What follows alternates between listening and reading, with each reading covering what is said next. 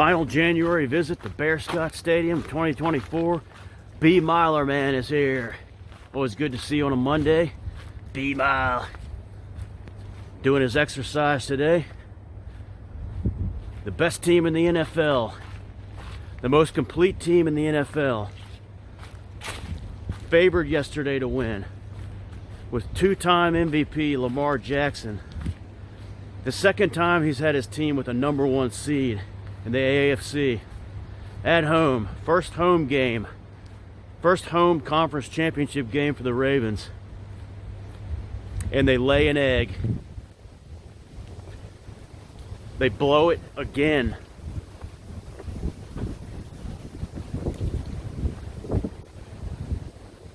Now, I said that Lamar Jackson would be limited on his passing, and that was pretty much the case. I know he threw for like 270 yards, but his completion percentage was about 50%, 20 of 37, not good. He didn't run as, he got some good rushing yards, but not as many as I thought he would.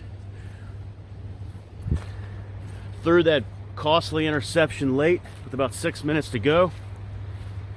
And then Flowers had a fumble that would have made it a 17-14 game before that. Ravens choke, and it's going to be the Kansas City Chiefs going to their second straight Super Bowl. They're halfway to the Buffalo Bills record for most times in a row, and that's 4 in 5 years, boys. It's windy today here at Scotty Stadium. It's vacant, but B Mile is here. Very miserable day here at Bear Scott. What was up with Phil Simms on the broadcast? Down on the field, it's like 45 degrees. He's wearing a hat and mittens and a scarf and a huge coat. I feel like, you know, Sam Weiss saying, "This isn't Cleveland." I say to Phil Simms, "This isn't Bear Scott Stadium. It's Baltimore." In the NFC. Oh, before I get to the NFC, the difference in the Chiefs-Ravens game. I talked about this being a key in my predictions video. KB Toys getting a huge win in afternoon trivia, getting some big wins last week in afternoon trivia that ended up paying big dividends, giving her team good luck. Yesterday's game. AFC champions, Kansas City Chiefs. In the NFC, Jay Castlevania representing AOL football with his old man with those pristine seats at Levi Stadium yesterday, giving his team good luck. In that game, 49ers do what they had to do. That's the second straight week in the playoffs they have gotten lucky as their opponent unraveled and none worse than yesterday. Dan Campbell in the postgame doubling down, saying he'd do it all over again. He cost them the game. I said he was going to cost his team a game in the playoffs. I didn't think it would be this one. I thought his gambling would pay off, but it didn't. You live by the big gamble. When you live by the big gamble,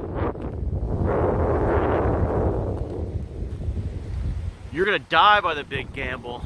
And when that happens, you're going to die spectacularly. And we watched the Detroit Lions last night on TV, dying in a spectacular fashion. My goodness. Up by 17.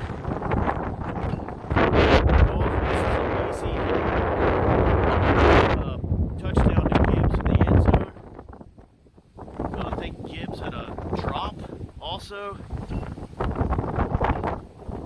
That's a big deal.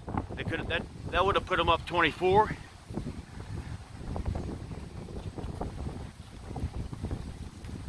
Talked a lot about Campbell, but I think one of the key plays late in that game, the 1,000-yard punt that went all the way back, would have pinned the Niners at the 2 or the 1 yard line, tied 24-24. That would have been massive, but the idiot on special teams, instead of just jumping up and tapping it back to the other guy who was right there, had to be the hero and do it all himself, and that cost him as he's back to the end zone.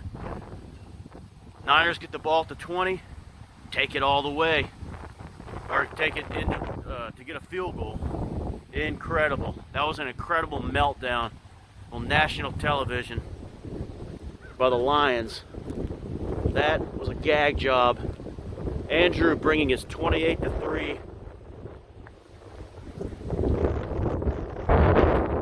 stuff to the bandwagoning. But congratulations, Jackass Jay. You are going to the Super Bowl, buddy. It's Super Bowl Live Revisited. We'll talk about it in a couple of weeks. But for now, I gotta do some exercise here at Scotty Stadium. The wind is howling.